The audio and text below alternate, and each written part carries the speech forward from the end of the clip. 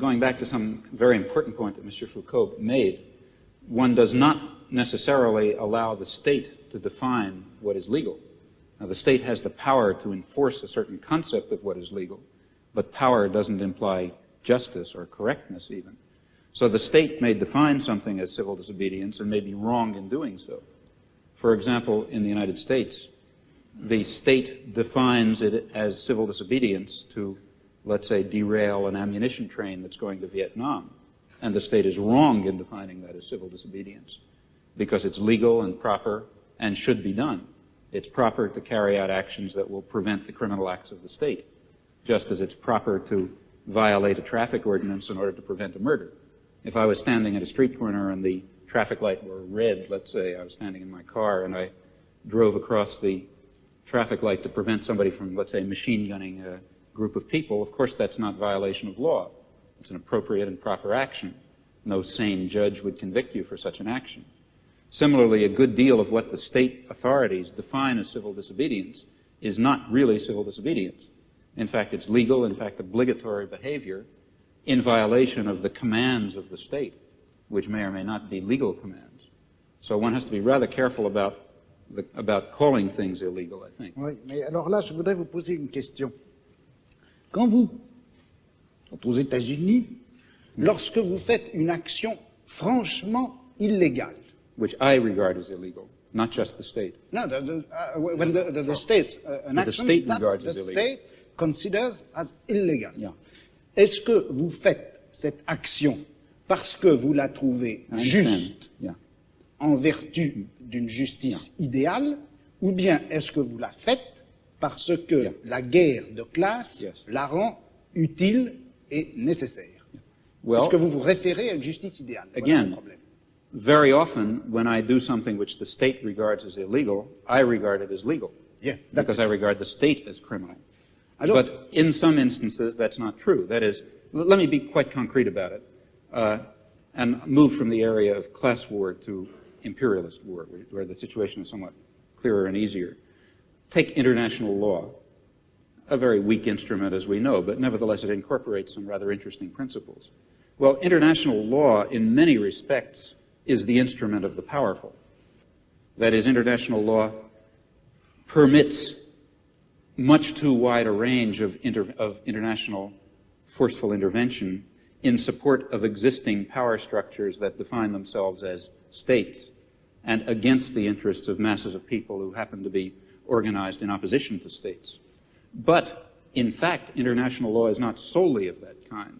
And in fact, there are interesting elements of international law, let's say embedded in the United Nations Charter, which permit, in fact, I believe, require the citizen to act against his own state in ways that the state will falsely regard as criminal.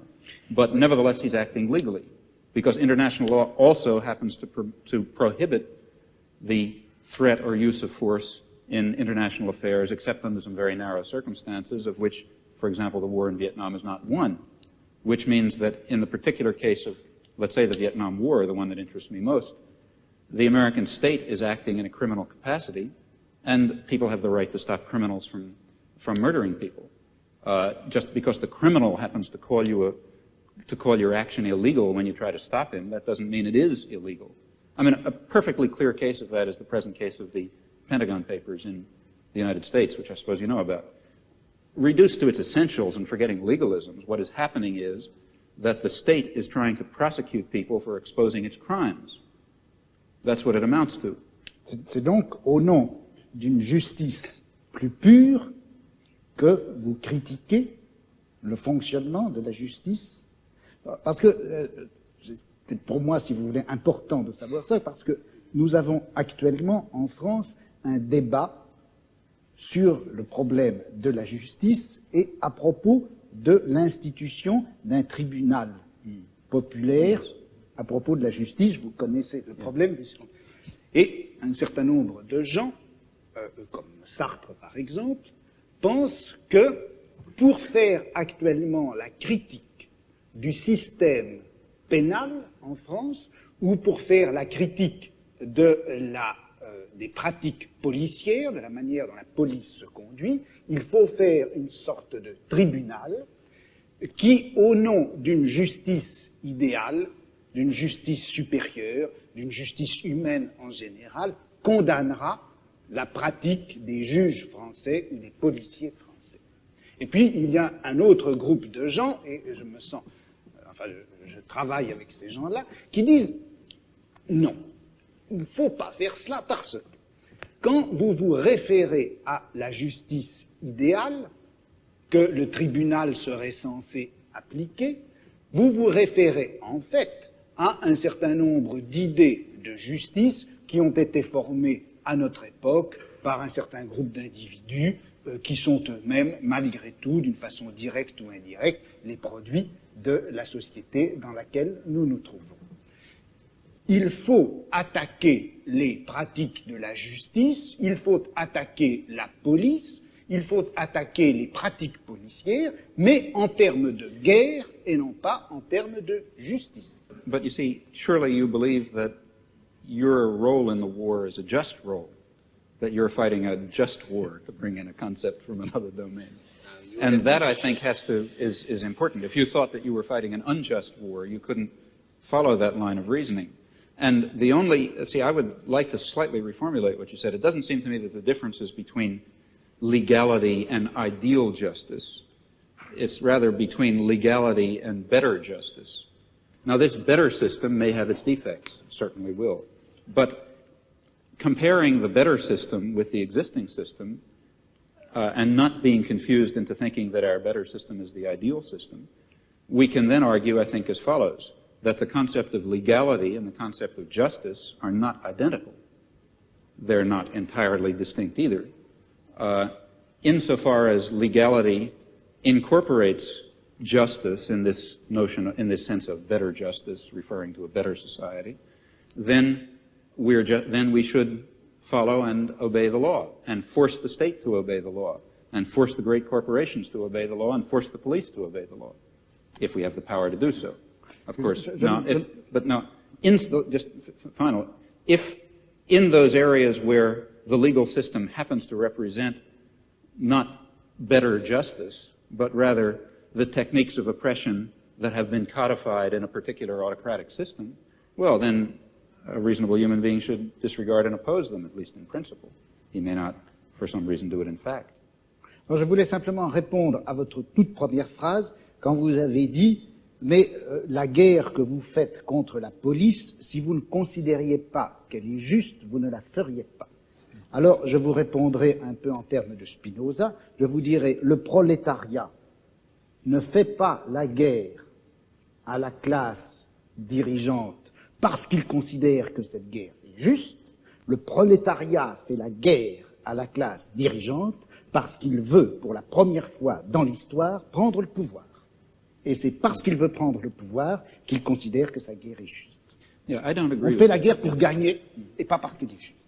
I don't personally agree with that. For example, if I could convince myself that attainment of power by the proletariat would lead to a terroristic police state in which freedom and dignity and decent human relations would be destroyed, then I wouldn't want the proletariat to take power.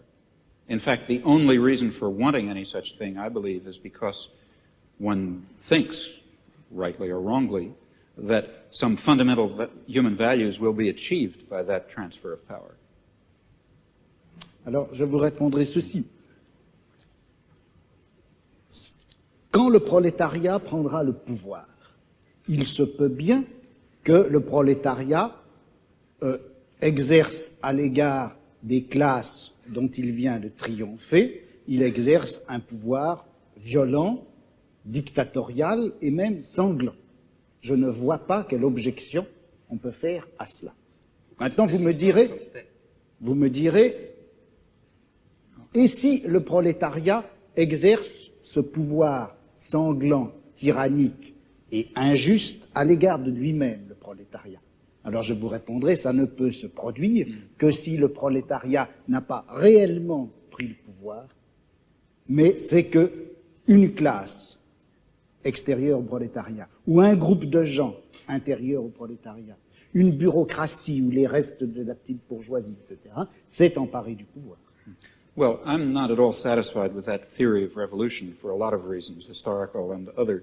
But even if one were to accept it for the sake of argument, still that theory is maintaining that it is proper for the proletariat to take power and exercise it in a violent and bloody and unjust fashion, because it is claimed, in my opinion falsely, that will lead to a more just society in which the state will wither away, in which the proletariat will be a universal class, and so on and so forth. If it weren't for that further justification, the concept of a dictatorship of the proletariat, violent and bloody, would certainly be unjust. At least I, for example, am not a committed pacifist. That is, I would not hold that it is under all imaginable circumstances wrong to use violence, even though use of violence is in some sense unjust. I believe that one has to estimate relative injustices. But the use of violence and the creation of some degree of injustice can only itself be justified on the basis of the claim and the assessment, which always ought to be undertaken very, very seriously and with a good deal of skepticism, that this violence is being exercised because a more just result is going to be achieved. If it does not have that grounding, it really is totally immoral, in my opinion. Je ne pense pas que l'idéal de la guerre de classe, enfin le but que se propose le prolétariat en menant la guerre de classe, je ne crois pas qu'on puisse dire, enfin qu'il soit suffisant de dire que c'est une plus grande justice. Ce que le prolétariat veut faire en chassant la classe actuellement au pouvoir et en prenant pour lui le pouvoir, c'est la suppression, précisément, d'un pouvoir de classe en général. Okay. Car le prolétariat... That's the further justification. Hein? That is the further justification. Ça c'est la justification, mais pas en termes de justice, en termes de pouvoir. But it is in terms of justice. It's because the end that will be achieved, it is claimed, is a just end. If no Leninist or whatever you like would dare to say we have a right to take power, let's say we, the proletariat, and then throw everyone else into crematoria, let's say. I mean, if that were the consequence of the proletariat taking power, of course it would not be appropriate. The idea is, and as for reasons I mentioned, I'm skeptical about it, that a period of violent dictatorship, of perhaps violent and bloody dictatorship, is justified because that will mean the submergence and termination of class oppression, a proper end to achieve in human life. Mais il me semble que de toute façon, la notion même de justice fonctionne à l'intérieur de la société de classe comme revendication du côté de la classe opprimée et comme justification du côté de la classe oppressive. I don't agree with that. Et dans une société sans classe, je ne suis pas sûr qu'on ait encore à utiliser cette notion de justice. Yeah. Well, here I really disagree. I think that there is a sort of an absolute basis. If you press me too hard, I'll be in trouble because I can't sketch it out. But some sort of an absolute basis ultimately residing in fundamental human qualities in terms of which a real notion of justice is grounded.